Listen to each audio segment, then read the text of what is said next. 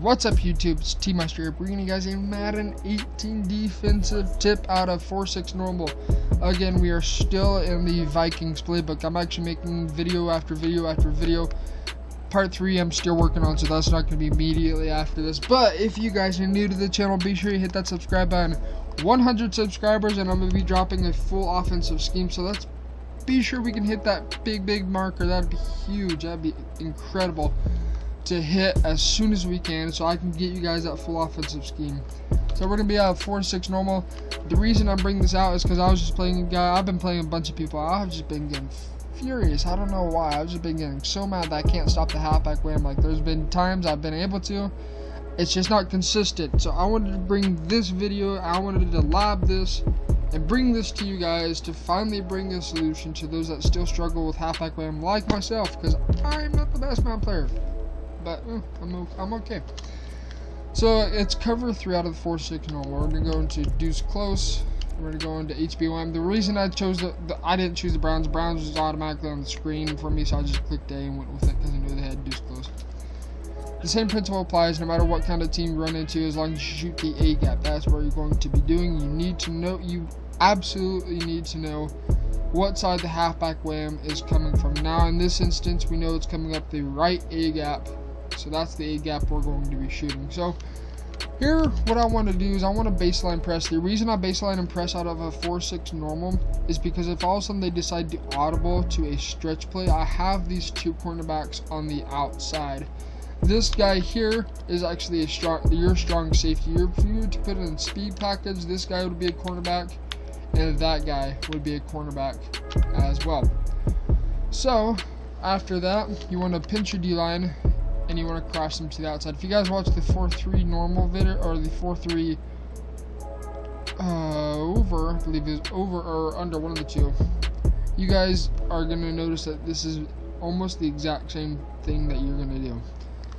So from here, you're going to again hover over the center about 7 yards off and shoot the A gap. As you can see right there, the A gap is still free and clean as can be. So again, baseline, pinch your D-line, cross him to the outside, you can press, and then move this guy about 7 yards directly over the center. Don't hover him over to the right guard, don't hover him over to the left guard, but right over the center and shoot the A gap. You can see right that time the center actually picks up, which allows Bud Dupree to make a play. So if you shoot the A gap is your primary assignment in this. There is no other assignment you should be worried about but shooting that A gap. If all of a sudden you get blocked, Bud Dupree is going to be free. So again, we're going to shoot the A gap. That is our assignment right here. And you can see right there, we just whip it big time and he allows us to get it. Oh, that was just completely my bad. But nonetheless, hopefully you guys understand the concept behind it. Baseline, press, pinch your D-line, cross him to the outside, and then move this guy over. We're going to hop into instant replay, and then we're going to run it without any adjustments, and you guys are going to see what's going to happen.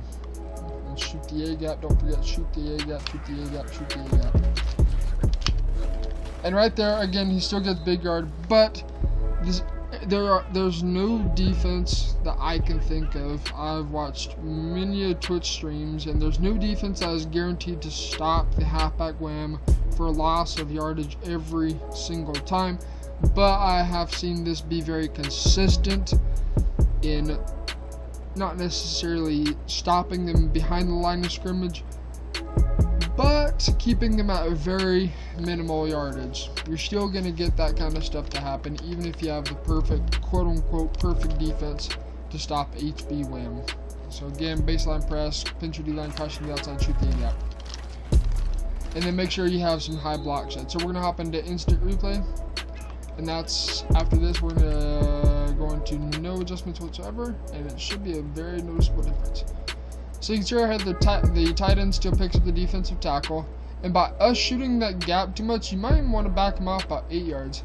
Because you can notice the center actually goes after us. And then Bud Dupree has to come up and make a play. So make sure you guys have a high play recognition. I know that's a lot easier in MUT than it is in regs. But play rec does help a lot in this situation. But you can see the the tight end is pretty much, the left tight end is out of the picture. He's not really too much of a worry. He actually tries to go and pick you up. Instead he tries picking up Bud Dupree, which it becomes a cluster.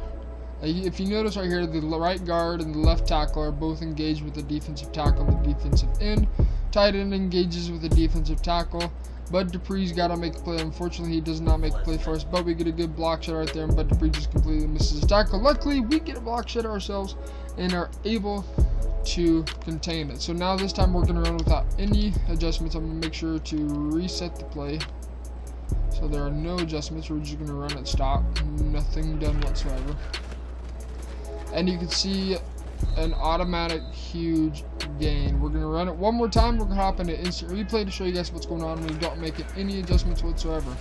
That time we do get a lucky block shed, but it's not as consistent. So we're going to hop into instant replay real fast, and I'm going to show you guys what's going on now.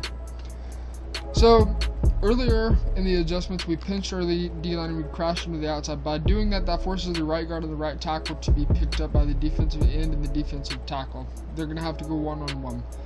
Defensive tackle is going to get picked up by the tight end like he normally would in the halfback wham. We're going to go and run it right now. No adjustments. Again, no adjustments whatsoever.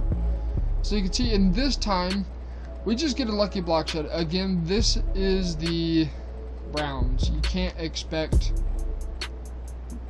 God Squad mode on these guys because this is the worst team in the NFL, if not arguably the NFL history.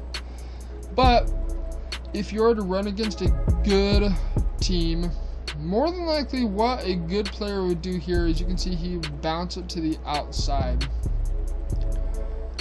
But unfortunately the computer just makes a dumb play and instead it goes inside. And that is the reason I like to press. Because then all of a sudden if you notice he has a free lane just to bounce it to the outside. Say he tries pounding it right up the middle. But if you press, you have those cornerbacks to help contain it if they decide to bend it to the outside instead of just straight up the gut. So we're going to just let it go. And you can see right there, we get a couple lucky block sheds and we're able to stop on that 3-yard. But you notice that previous play, it was about a 10-yard game more or less, about a 15-yard game. So that's pretty much going to wrap up the video. Part 3 of this is going to be 3-4 defense for stopping the HB WHAM. So if you guys are not subscribed to the channel, be sure to hit the subscribe button. Again, 100 subscribers, I'm going to be releasing my full offensive scheme. I'm not going to tell you what playbook it is. I'm going to keep it a complete and utter secret until then. So until the next video, I'll catch you guys later. See ya.